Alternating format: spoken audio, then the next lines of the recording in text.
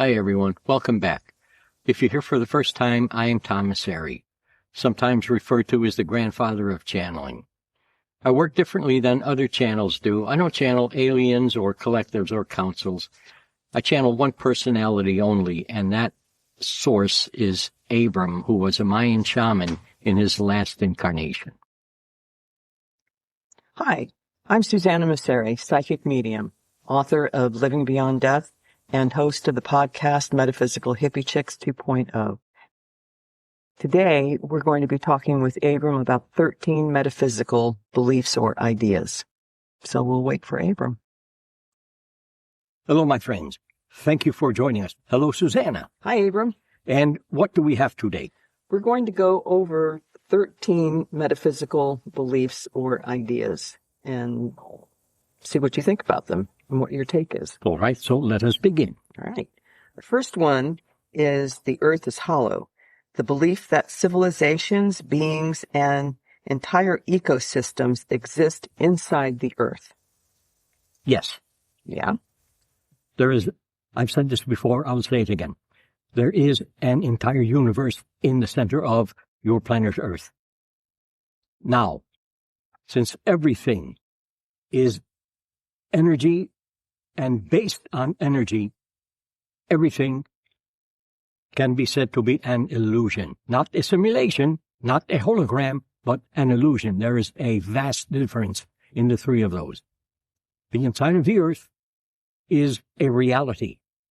But as your reality is an illusion, so is the reality inside your planet Earth. Still real, still a reality, but an illusion, because, again, it also is energy. And at any time with energy, you can create anything.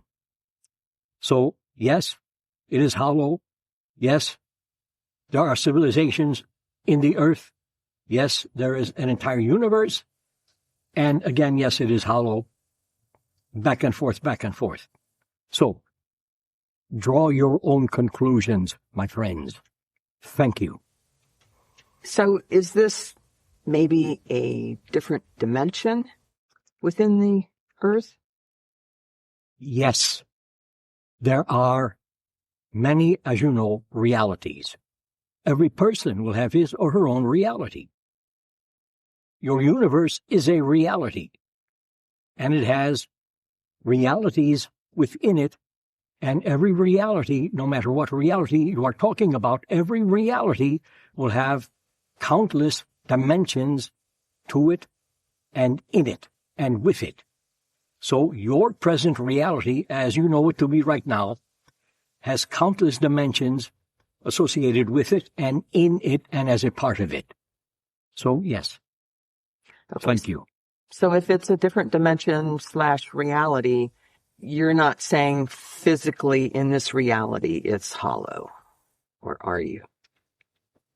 As your reality is your reality, the dimensions in and of your reality are as real as your reality seems to be to you at this moment in time. But those dimensions are not found by and in your conscious mind, because your conscious mind is always a part of your present reality. If you were to split your conscious mind, you would be able to then understand and see into, look into, and become a part of all of those dimensions that are associated with and a part of your reality. And they would be just as real as your reality seems to be right now. So, yes, no, but yes. Thank you. Okay. Because physically, and according to scientists, there are layers, physical layers within the earth, and then we have the core of the earth. Yes. Okay. So my next question concerning that is that there have been many reports of extraterrestrials living under the earth. Yes. And do they live like under the water in the oceans? Yes. Not live, but can travel there. Yes. In and out. Yes. Okay. The next one is reptilian shapeshifters. The idea that reptilian extraterrestrials can disguise themselves as humans and may secretly influence world events and even be members of our government. Partially, yes. Now, too many people are looking at reptilian beings in kind of a not-so-good way. Many people consider reptilian beings as being negative beings who will influence people's memories, thoughts, and all the rest in negative ways. I have said before, reptilian beings are not negative beings. Let me put it this way.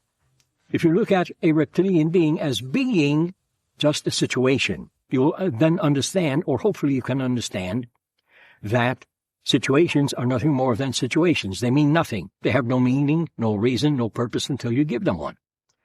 Same with reptilians. Same with all ETs, alien beings found in, throughout, and beyond your present-day universe. Everything means nothing. Everyone means nothing until you give a reason, a purpose, and a meaning to all of that. Is it very simple, my friends? Thank you. The Galactic Federation, that an alliance of advanced extraterrestrial civilizations, is monitoring Earth and may be assisting humanity's spiritual evolution. That is one belief. Another belief is in the Tooth Fairy. So choose your beliefs wisely. People are under the assumption that alien beings, no matter who they might be, federations, councils, conglomerates, and all the rest, they are going to guide, help, and save humanity. The only ones who are going to guide, save, and help humanity are you people, human beings. Why? Because you have the power to change, restructure, reconstruct, redesign, design everything and anything. There are a couple of races of beings, Pleiadians among them, who are to kind of guide people into thinking a bit more about love and compassion, allowance and acceptance. So, what people can do is basically look within. Find the power that people have to design, redesign, create, recreate any type of reality that they want. Do not give your power away to the idea of anyone, anything, saving or serving you. That is all up to you, my friends. Thank you. Starseeds. The belief that some people are souls who originated on other planets or star systems and incarnated on Earth for a specific purpose. Listen, everyone, first of all, no one is from your planet Earth. All people are from elsewhere in the universe. So all people can be considered to be starseeds. Yes, nice fancy term, starseed. Thank you. Walk-ins. The belief that one soul can leave a human body during a person's lifetime and another soul can enter and take over the life. Extremely, extremely rare. It does happen on occasion, but extremely rare. Situations, circumstances have to be exactly right for that to happen. Usually, when a person is very ill, the spirit, not the soul, but the spirit of the person will leave the consciousness of the person. Let me put it that way. The soul does not walk out, a new soul walks in. No. A new spirit will involve itself with the consciousness of the person. Kind of tricky to understand that one. You have a pie. Cut it into 8 pieces. 4 pieces are the soul. 1 piece, conscious mind. 1 piece, subconscious. 1 piece, unconscious. 1 piece, spirit. Take that spirit piece out. Put a new spirit piece in. Same thing. Think about it. Very simple. Very easy to understand. Thank you. What's the difference between a spirit and the soul? The spirit is all about how people are, what they do, why they do it, and all the rest. The soul is the center point of life itself. Everyone has a soul. Everything has a soul. Nature has a soul. Insects have a soul. Animals have a soul. Everything has a soul. The spirit can be seen as, let me put it this way, an influencer as to how the person judges, does not judge, react or acts, or creates, recreates, designs, redesigns life. The spirit is the motivator. Let me put it that way. The soul is the foundation, the central point of all life. Difference. Is that simple enough to understand? So could we consider the spirit like the personality? You can think of it that way, yes. Okay. Now, some people will say, well, the spirit is the soul. If that is how you think, if that is how you believe, then let it be that way. It serves you. Thank you. All right. Twin flames, the idea that one soul was divided into 2 people who are destined to find one another and experience a profound spiritual relationship. Beautiful, beautiful story. In a sense, yes. But there is nothing fairy tale about it, nothing magical about it. Twin souls, twin flames, one soul, oversoul, undersoul. You can think of any type of soul you would like to, but keeping it simple and keeping it honest, there are many times when an oversoul will split into 2. 2 people are born, maybe different ends of the earth, your planet Earth. But eventually they find themselves and they find each other. They have to find themselves first before they find each other. And finding the self first means understanding, acknowledging who, what, and why you are. When you do that, then you can find a twin flame or an alternate you. Put it that way, an alternate you. And people say, well, like attracts like. So do opposites. You might have found yourself maybe in a situation at some point, any point in your life, and in that situation you were with someone who was a complete opposite of you, but there was a definite attraction between the 2 of you. So, like attracts like, and opposites attract also. Keep it simple. Thank you. All right, so I've asked you this before. Ask me again. That you have told me that from my, whatever you want to call it, oversoul, my true self, there are 3 of us in this physical reality. Yes. At this present time. Yes.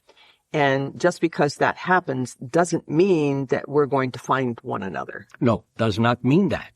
It can happen, but there's the idea of possibility and the idea of probability. It is possible, but maybe not probable. But if this is not accomplished in physical reality, it can be accomplished in the dream state or an alternate state of being, as you say, out of your body.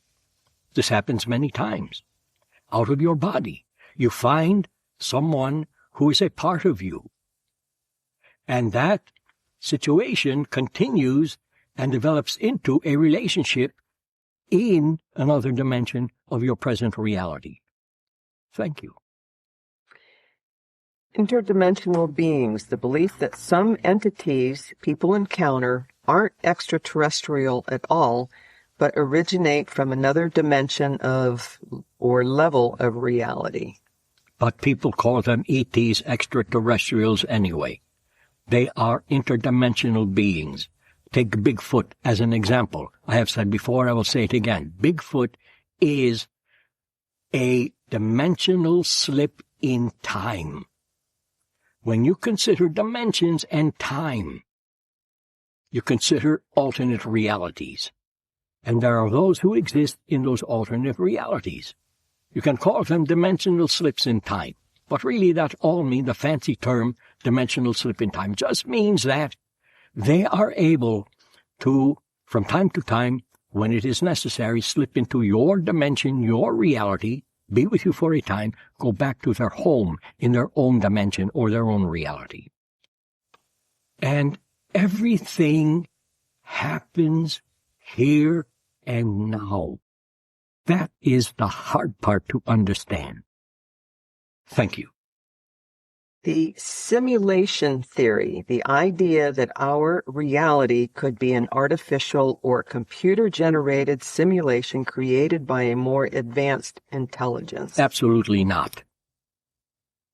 Now, since everything is energy, reality is an illusion, not a simulation, not a hologram, an illusion. If you were in a simulation, you can do nothing to change things, to recreate reality, because it has been created for you. And all you can do is play out the role that has been designed for you until you die. Hologram. Let me put it this way. Let me be blunt. Nonsense. Thank you.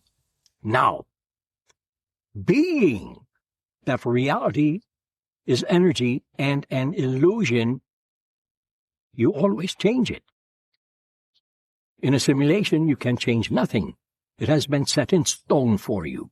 A hologram, kind of the same thing. You can do nothing to change, create, recreate, design, redesign, do anything you want. You cannot do anything you want to do. Nothing. But in an illusion, everything can be changed. And everything is changed, get this, with every thought you have.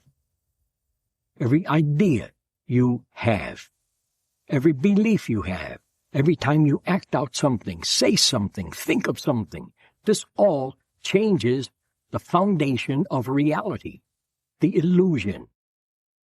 And if you might have noticed, maybe one day you're thinking in a certain way and your reality is in a certain way. And then the next day you start thinking in a different way. And oh my God, my God, my God, my God, my gosh. Reality seems different to me. What is going? I am going crazy. I probably have to see a psychiatrist. No. All you need to see is how you are thinking in a different way. Because thoughts create reality. Thank you. Why do people have a hard time accepting this reality for what it is, and that human beings are good, bad, ugly, beautiful, creative, and it's just a mixing bowl of every type of person that you could think of? And why do we have such a hard time accepting this reality and thinking there is some utopian reality that we are working towards or that we're going to move into? Because many people want that utopian existence. They want to live in an utopia. And they are doing their best and their hardest to create that. But maybe they really do not know how to create that. So they have a hard time with trying to create it, and at the same time thinking that there are all kinds of people in life, about life, in realities, about realities, and they really can do nothing about it. But boy, oh boy, they are still trying to create that utopia. Utopia is a very, very, very, very beautiful idea. Everyone can have a utopia. Everyone can. But since there is collective consciousness, mass consciousness, there are certain kind of rules to abide by. Let me put it that way. Not real rules, not laws, but let me use the word rules to abide by. And one rule is the rule of love. Another, the rule of compassion. If you do not have self-love, self-compassion, you cannot have it for anyone else. It all begins within you, and it all ends within you. If you have love and compassion within you, you can have it for someone else. Therefore, negating the idea that there are those bad people out there, maybe trying to get you or get to someone else. Bad people, crazy people, narcissistic people, and all the rest. At the same time, you think, well, there are some good people out there. So what you might want to do is associate yourself with those good people as best you can. At the same time, look at your emotions and your emotionality. Find within you love. Of course, you can do it. Everyone can. Easy thing to do. Claim it as self-love. Find compassion. You can do it. Everyone can. It is easy to do. Claim it as your compassion for yourself. Once you do that, then you'll begin to understand who, what, and why you really are. And when you understand that, and understand self-love, self-compassion, then you look beyond the idea that there are crazy people, bad people, negative people, narcissistic people, and all the rest. And you can find, very simply, you can find, if you want to, an inner utopia. When you find that, you have that. Thank you. So that goes along with what you've said before, that heaven is within us as well as what we consider hell. Yes. And that even quote-unquote good people, since we're born with all possibilities within us, good people can do not so good things. Yes. And it's just, if we can accept ourselves and accept everything about us, that we have the ability to be any possibility that is available to us in this world, then we can accept that in other people and know that this is just a world with, this reality is all possibilities. And we're going to run into people who don't have our best interests at heart. But it still comes back to us and accepting us and accepting all of those possibilities within us, that we are human and we're having very human experiences, and we can be not so good people under the right circumstances. So we're all like that. Absolutely. And exactly the way you said it. Everyone has the possibility and possibilities to be anything, anyway, do anything, do it anyway, be a good person, be a bad person. If you consider the idea that there is no good, no bad, no right, no wrong, everything just is, then there is no positive, there is no negative. Everything just is. I tell people, when you're faced with a negative situation that is kind of rubbing you the wrong way, ruffling your feathers, don't react. Look at the situation as if you are a person outside of yourself, a different person. Just observe the situation and understand that it has no meaning, no reason, and no purpose. Then, if you want to give it a meaning, a reason, and a purpose, give it a love meaning, a love reason, a love purpose, and compassion. And you will see right before your eyes the situation changing. Try it out. might work for you. Thank you. Time travelers. The belief that some UFO or paranormal encounters may actually involve humans or beings from the future traveling backward through time. At times. Many, many, many, many times, they come from a different dimension. Dimensional travel. Time travel, once in a while. Dimensional travel, more. Thank you. Is there even time outside of this reality? No. Man-made time? No. There is not even time in your reality. You think there is time, so you create it with your thinking, with your thought.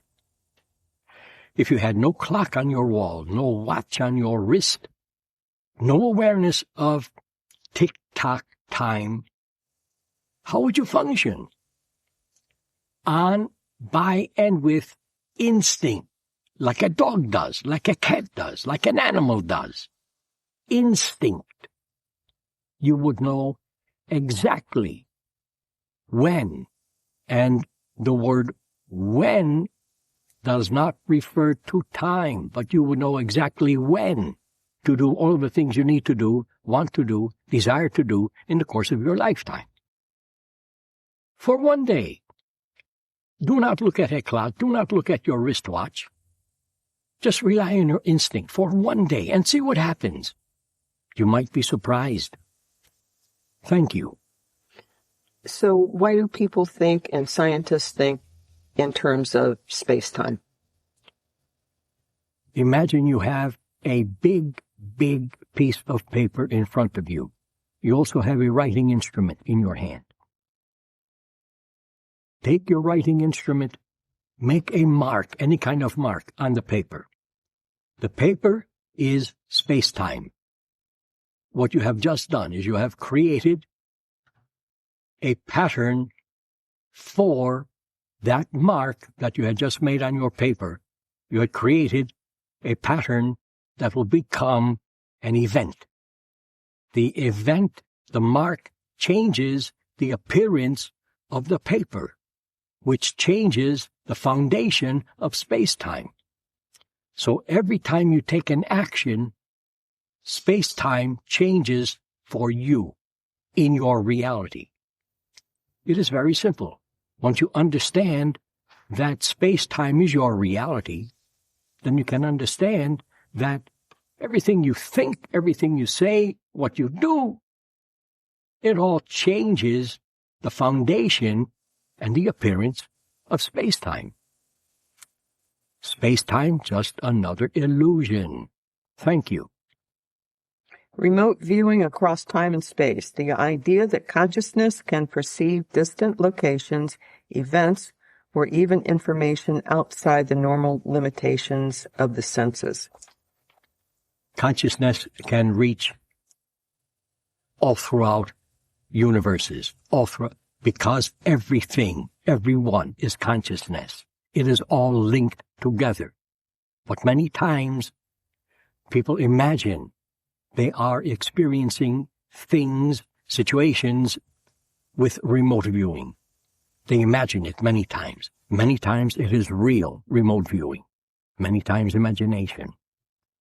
So, nothing else to say about that. Thank you. Okie dokie. I know I've tried remote viewing and it worked. It was just one time, but I had validation about the circumstances, so I know it does work. Good.